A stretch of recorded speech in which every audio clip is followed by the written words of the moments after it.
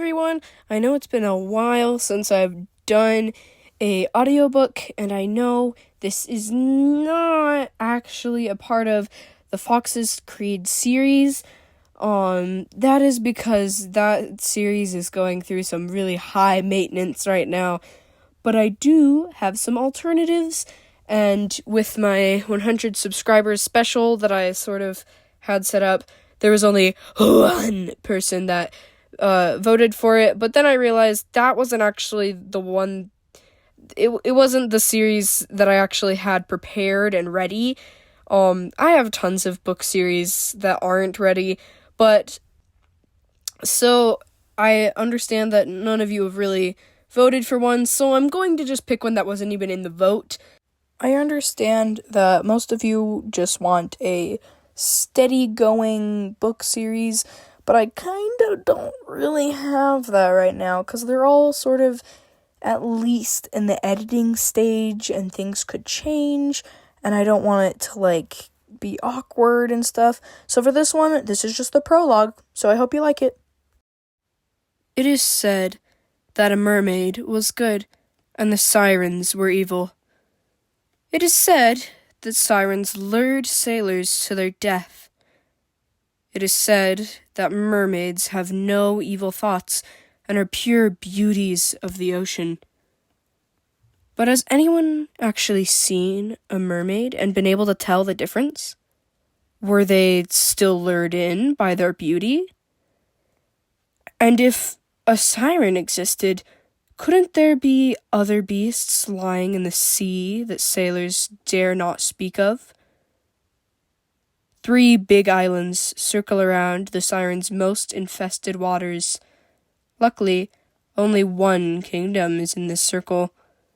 Nobody knows why these people are there. Maybe they are trying to prove that sirens are not evil, or perhaps they are the ghosts of their victims. Deep down in the darkest ravine, one last nest of eggs laid peacefully. But the ocean isn't always a peaceful place, and there are plenty of predators out there. In this ravine, there's sharks.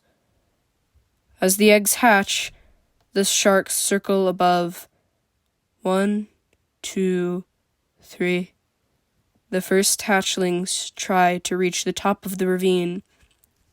Chomp, crunch, chomp, crack, chomp, squelch. Gone.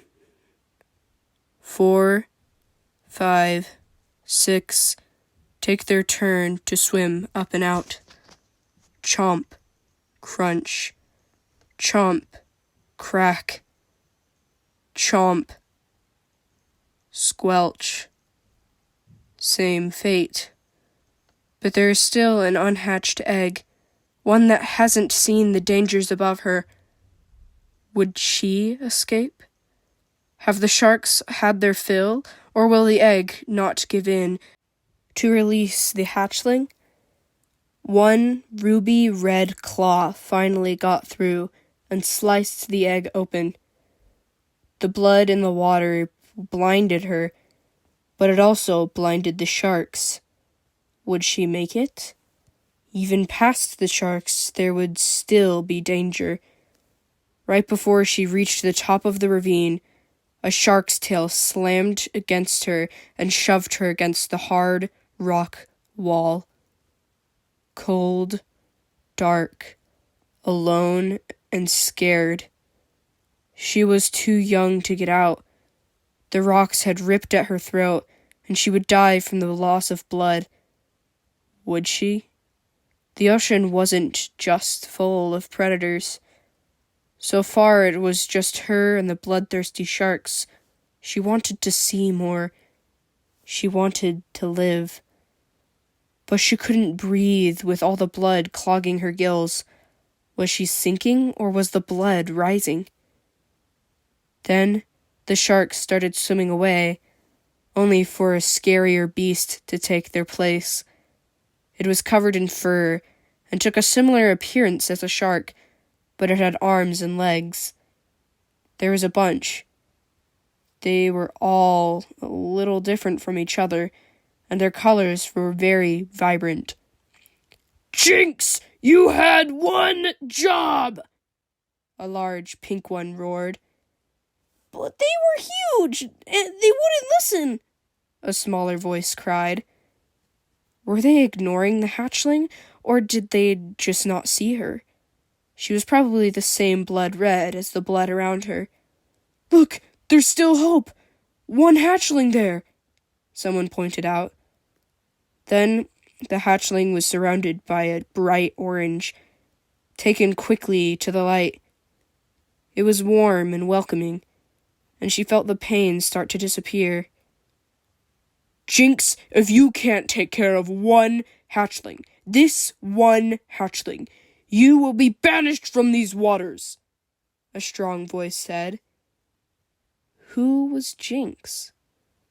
The hatchling was released on a pile of soft sea sponge and seaweed. The room was just as vibrant as her rescuers, and small fish wove in and out like ropes wrapping around the structure. It was so warm and bright. Even with the scary voice, she felt safe. A large, furry shark head stared at her from a distance. "We are Aquawolf, protectors of the Sirens. If you keep failing to guard a single nest, you're done.